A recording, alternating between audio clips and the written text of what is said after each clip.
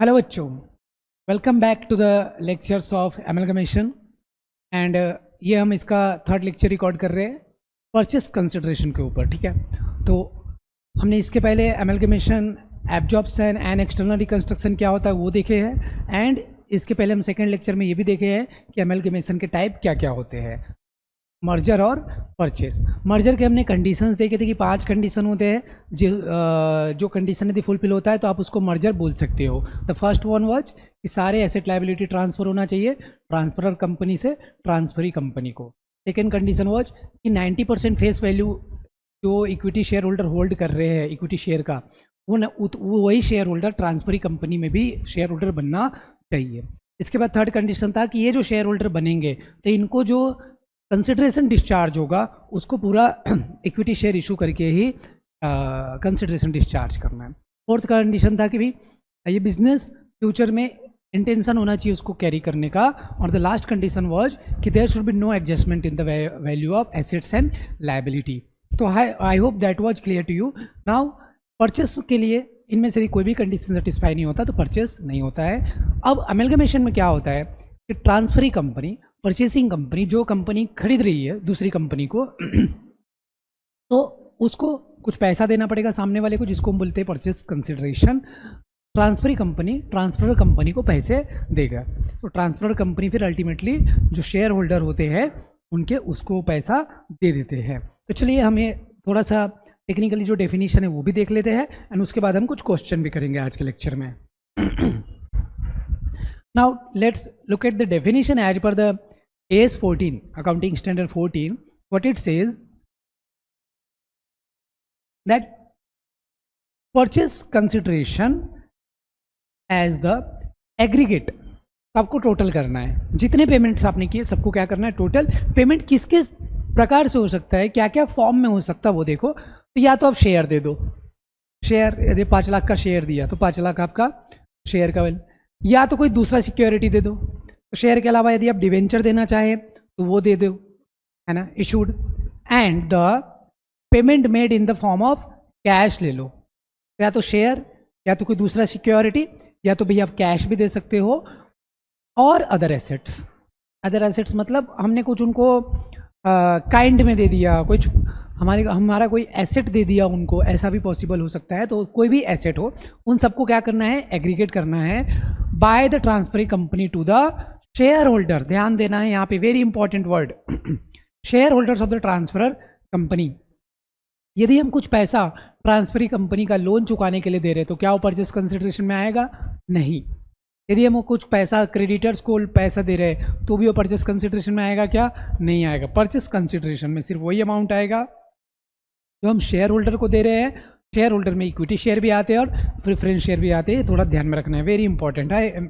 MCQ perspective से भी important है, यदि आपके एग्जामिनेशन में एमसीक्यू ऑब्जेक्टिव टाइप क्वेश्चन आता है तो उसको ही सिंपल भाषा में बोल रहे हैं कि it is the price payable by the transferee company to the shareholder of the transferor company for taking over the business of the transferor company. इसमें हम और इसमें जो इम्पोर्टेंट चीज़ है जो मैंने जैसा कि आपको बताया जो ध्यान में रखना है वो इन्होंने लिख के दिया है यहाँ पे, भाई it does not include, purchase consideration में क्या नहीं आता है कि यदि आपने डिवेंचर होल्डर को कुछ पैसा दिया है और क्रेडिटर्स को कुछ पैसा दिया है तो वो परचेस कंसिडरेशन में आता नहीं है। सर थोड़ा थोड़ा समझ में आ रहा है तो बेटा अभी हम क्वेश्चन सॉल्व करेंगे, उसमें पूरा पूरा समझ में आएगा आपको। Has not been taken over by the transferee company, ऐसा कोई भी लायबिलिटी जो कि ट्रांसफर कंपनी नहीं लिया, जैसे कंपनी बी टेक ओवर कर रही कंपनी ए को, कंपनी बी ने बोला कंपनी ए को कि भाई देखो मैं तुम्हारा एसेट्स ले रहा हूँ, डिवेंचर ले रहा हूँ, लेकिन तुम्हें तुम्हारा क्रेडिटर्स नहीं लेने वाला, क्रेडिटर्स वाले को तुमको खुद चुकाना होगा। ठीक है बोलेगा वो क्रेडिटर्स का पैसे तुम मत दो, क्रेडिटर्स का पैसा फिर ज़्यादा दे दो, वो परचेस कंसिडरेशन ज़्यादा निकलेगा ना, एसेट माइनस लायबिलिटी। अब परचेस कंसिडरेशन कैलकुलेट करने के कुछ मेथड है। फर्स्ट ही लमसम मेथड, जिसमें ऐसा लिखा रहेगा कि भाई इतना अमाउंट देना है शेयर होल्डर को, खत्म, 10 लाख रुपए देके खत्म कर देंगे, दिस इज लमसम मेथड। उसके बाद या फिर इसमें ये भी देगा कि शेयर देना है, ऐसा भी दे सकता है। सेकेंड है नेट पेमेंट मेथड, कि वो इक्विटी शेयर होल्डर को क्या पेमेंट दिया ऐसा लिखा रहेगा, प्रेफरेंस शेयर होल्डर को क्या पेमेंट दिया ऐसा लिखा रहेगा। उसको हम नेट पेमेंट मेथड बोलेंगे। नेट एसेट मेथड मतलब इसमें आप सारे एसेट में से बाहर वालों की लाइबिलिटी, मतलब जो जो लाइबिलिटी आपने ली हो माइनस कर लेंगे, फिर जो वैल्यू आती है उसको बोलते हैं हम नेट एसेट, और इतना पैसा हम फिर उसको देते हैं शेयर परचेस कंसिडरेशन में। और लास्ट में एक है इंट्रिंसिक वैल्यू मेथड रहता है। इंट्रिंसिक वैल्यू का सिंपल मतलब है कि पर वैल्यू शेयर का, एक शेयर का कंपनी की कितनी वैल्यू है, तो दोनों कंपनी की वैल्यू निकाली जाती है, फिर डिसाइड करते हैं। जैसे इसमें थोड़ा सा मैं एक ब्रीफ में बताता हूँ तुमको कि जैसे एक कंपनी है जिसका एक शेयर की वैल्यू 10 रुपये है, और बी कंपनी है जिसका एक शेयर की वैल्यू 20 रुपये है। तो बताओ बी कंपनी ए कंपनी को 20 रुपये की शेयर दे सकती क्या एक शेयर के लिए? ध्यान दो मैं क्या बोल रहा हूँ, एक बार इसमें देखो, यहीं पे लिख के दिखाता हूँ। देखो ए कंपनी है, ए कंपनी में 1000 शेयर है जिसकी वैल्यू, एक शेयर की वैल्यू है 20 रुपये। बी कंपनी में 1000 ही है लेकिन इसकी वैल्यू है 40 रुपये। अब क्या होगा कि जो बी कंपनी है वो ए कंपनी को एक्वायर कर लिया। अब एक कंपनी के शेयर होल्डर को हमें शेयर देना है, तो क्या हम 1000 शेयर के लिए अपना 1000 शेयर देंगे क्या उनको, उनके शेयर होल्डर को? नहीं, क्योंकि हमारी एक शेयर 40 रुपये के है। हम उनको बोलेंगे कि हम आपको 500 शेयर ही देंगे, क्योंकि 500 इंटू 40 किए तो कितना हो जाएगा, वो दो, इनका कितना आएगा, ये 20,000, तो ये 20,000 हो जाएगा 500 इंटू 40, क्योंकि हमारा एक शेयर 40 का है तो हम आधा शेयर देंगे। तो वैल्यू कंसिडरेशन है, स्वैप करना या फिर इसको इंट्रिंसिक वैल्यू से एक प्रोपोर्शन निकालने के लिए इस्तेमाल में किया जाता है, क्योंकि हमारा उनका 2 शेयर हमारा 1 शेयर के बराबर है, तो उनके 2 शेयर के बदले हम अपना 1 शेयर देंगे। तो यदि उनके 1000 शेयर है तो हम उनको सिर्फ अपना 500 शेयर देंगे। थोड़ा इस्तेमाल होगा, क्वेश्चन करते हैं। ये क्वेश्चन देखो जो अभी है, क्या आंसर तो इसमें है बट तो आप आंसर मत देखो ना, पहले पहले क्वेश्चन देखो। इलस्ट्रेशन है, ऐसे इसके आंसर भी दे के रखिए नीचे, तो छोड़ो हम इसको डील करते हैं। S limited is observe by P limited, मतलब एस लिमिटेड ने पी लिमिटेड को ऑब्जर्व किया है, मतलब एस लिमिटेड यहाँ खरीद रहा है, पी लिमिटेड यहाँ कंपनी बेच रहा है। Gives the following information on the date of absorption. क्या क्या एसेट है, सन्ड्री एसेट्स उन्होंने लिख दिया कि कितने का है, 13 लाख का है। उनके पास सब एसेट मिला के, सन्ड्री मतलब क्या होता है कि उसमें सब कुछ आ गया, तो सन्ड्री एसेट कितने का है, 13 लाख है। फिर उनका कैपिटल है, तो देखो 2000 प्रेफरेंस शेयर है 7% डिविडेंड वाले, उनका 100 फुल्ली पेड अप है, उसका 2 लाख रुपए है। इक्विटी शेयर है 5000 इंटू 100 किए तो ये 5 लाख है। रिजर्व्स जो प्रॉफिट है वो एक्यूमुलेटेड प्रॉफिट हो गया 3 लाख का, और उसके बाद ये दोनों बाहर की लाइबिलिटी हो गई, डिवेंचर और ट्रेड पेएबल। तो ये समझा, ये एसेट हो गया और ये बाहर वालों का लाइबिलिटी हो गया ये दोनों, और ये तो हमारा लाइबिलिटी है। एक बार देख लो, देखो 5 3 8 2 10 और 10 और 3 13, 13 लाख और 13 लाख मैच हो रहा है, मतलब बैलेंस शीट जैसा हो गया, मैच हो गया। यहाँ तक समझा क्वेश्चन में? मैं फिर से बता रहा हूँ कि क्वेश्चन में उन्होंने क्या किया, पहले एसेट दे दिया बाबू बैलेंस शीट से, फिर उसके बाद उन्होंने शेयर कैपिटल और रिजर्व्स का डिटेल दी है जिसको हम बोलते हैं share holder fund, share holder fund, और उसके बाद ये बाहर वालों का लाइबिलिटी है, आउटसाइड लाइबिलिटी। इतने में, इतने टुकड़े में हम डिवाइड करेंगे और दिस इज एसेट। क्लियर है यहाँ पे? यहाँ तक कोई डाउट है तो पूछ तो सकते नहीं, रिकॉर्डेड है, बट रहेगा तो भैया आप डाउट पूछ लेना, है ना, मैसेज वैसेज करके, बट डाउट नहीं होना चाहिए। ये एसेट है, शेयर होल्डर फंड है, और ये आउटसाइड लाइबिलिटी है। नाउ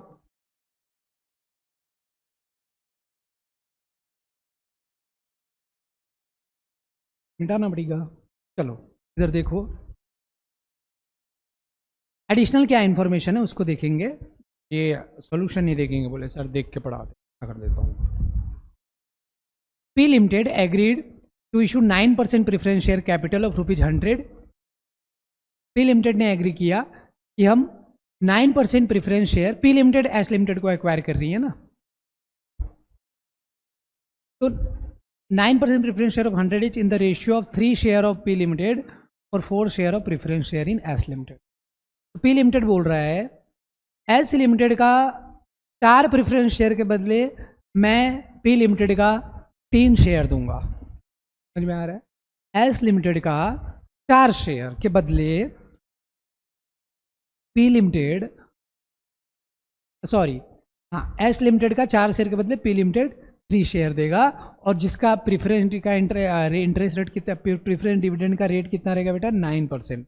नाउ सर फर्क क्या है, ध्यान दो यहाँ पे कितना है, हम पहले ये पॉइंट का भी वैल्यू निकालेंगे एक बार कि शेयर कितना इशू करना पड़ेगा। Okay, look at here now कि हमारा प्रेफरेंस शेयर कितना है 2000 है,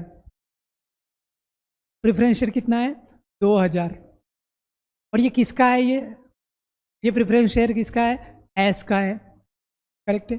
अब एस के 4 मतलब 4 से डिवाइड करना पड़ेगा, एस के 4 शेयर के बदले मैं कितना शेयर दे रहा हूँ, पी का 3 शेयर दे रहा हूँ। देखो 3 2 जा 6000 ऑन 4 हो जाएगा, तो 5 1500 आ रहा है ये।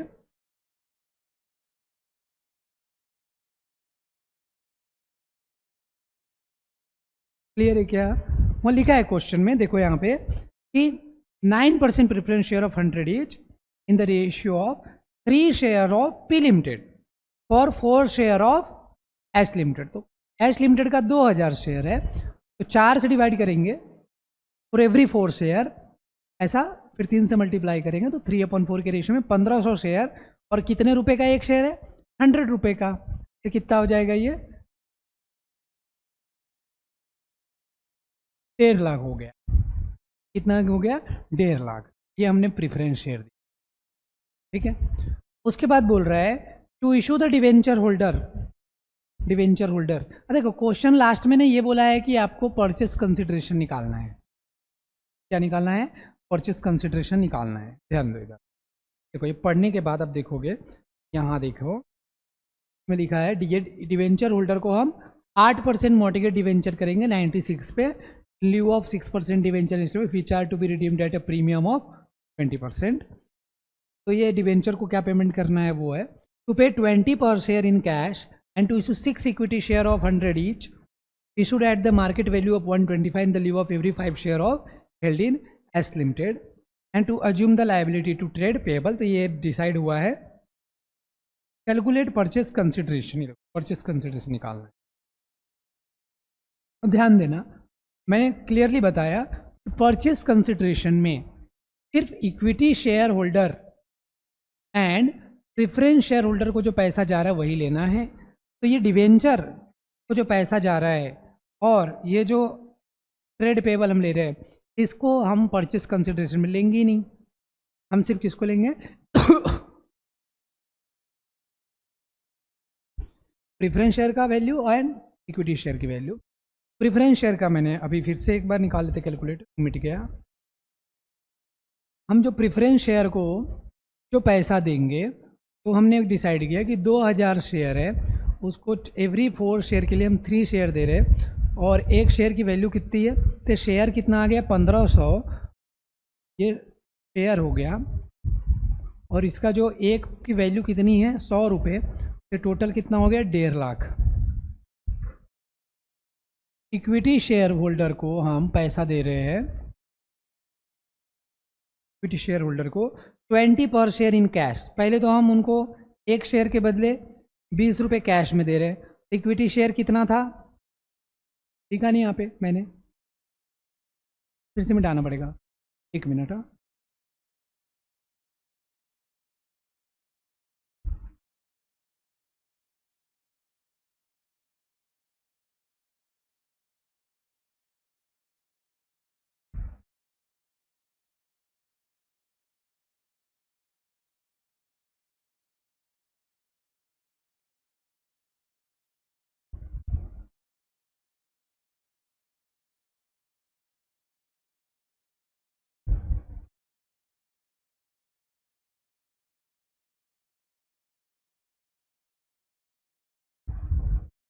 प्रेफरेंस शेयर होल्डर्स हम लिखेंगे नंबर ऑफ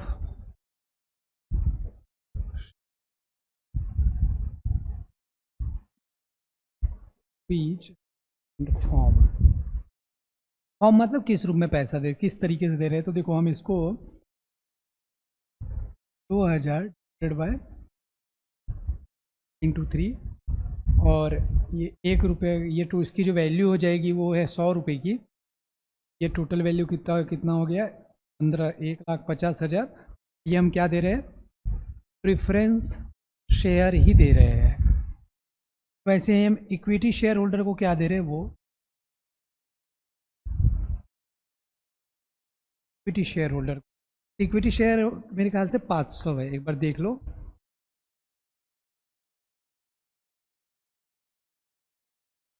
पाँच हज़ार है। और का कंडीशन क्या लिखे कि हम इशू करेंगे 6 इक्विटी शेयर 125 रुपये का, 5 शेयर ऑफ एस के लिए। तो हर 5 शेयर के लिए हम अपना 6 शेयर दे रहे हैं, ऐसा उसका कहना है। तो ये इक्विटी शेयर क्या है, हर 5 शेयर के लिए हम अपना 6 शेयर देंगे, है उन्होंने। तो भाई 5,000 और हर 5 के लिए हम अपना कितना शेयर दे रहे हैं, 6, और ये 125 रुपये का एक शेयर है। कितना शेयर हो जाएगा, 6,000, 6,000 इंटू 125 कितना हो जाएगा भाई, कैलकुलेटर कर लिया करो।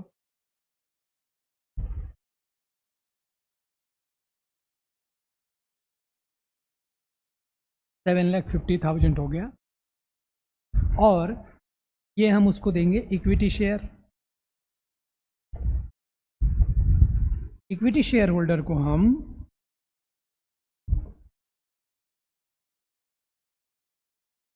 और पैसा दे रहे हैं, कितना कि भाई 5,000 शेयर इंटू 20 रुपये, ये भी दे रहे हैं कैश में। तो ये कितना हो गया, 1 लाख। ये हम दे रहे हैं कैश। टोटल कितना हो गया, 7, 1, 8, 9 और 1, 10 लाख। ये हो गया हमारा परचेस कंसिडरेशन की वैल्यू। इतना ही कैलकुलेट करना था। This is the purchase consideration. इसमें क्या ध्यान में रखना है, भाई हम परचेस कंसिडरेशन में वही लेते हैं जो इक्विटी शेयर होल्डर को जाता है और जो प्रेफरेंस शेयर होल्डर को, कुल मिला के सिर्फ जो शेयर होल्डर को जाता है हम वही पैसे को परचेस कंसिडरेशन के कैलकुलेशन में लेते हैं, दूसरे किसी चीज़ को लेना नहीं है। और जो डिवेंचर है और जो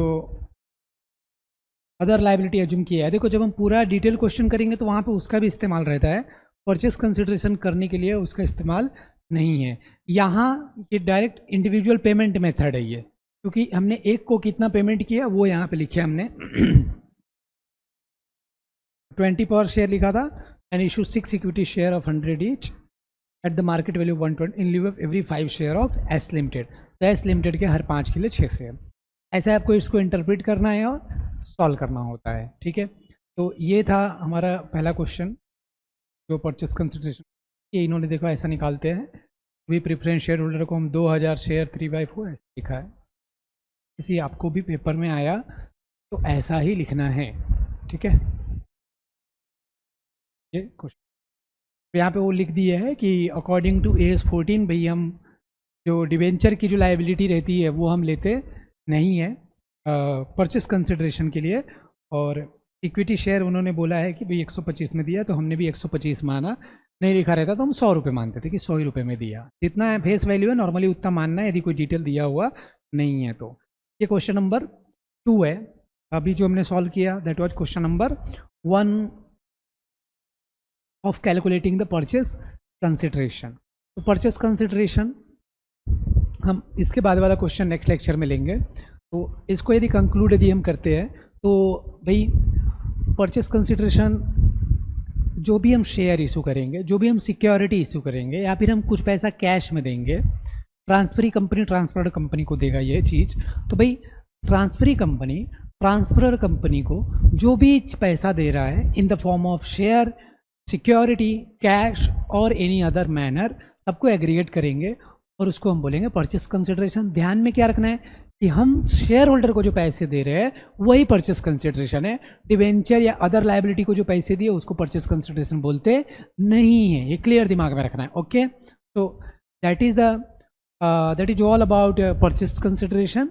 एंड इसके अब डिफरेंट टाइप जो मैंने बताया ना, अलग अलग मेथड से परचेस कंसिडरेशन कैलकुलेट करते हैं, तो इसके ऊपर हम 4-5 क्वेश्चन सॉल्व करेंगे नेक्स्ट लेक्चर में हम सिर्फ क्वेश्चन सॉल्व करेंगे इसके। ओके, तो thank you for watching, bye bye.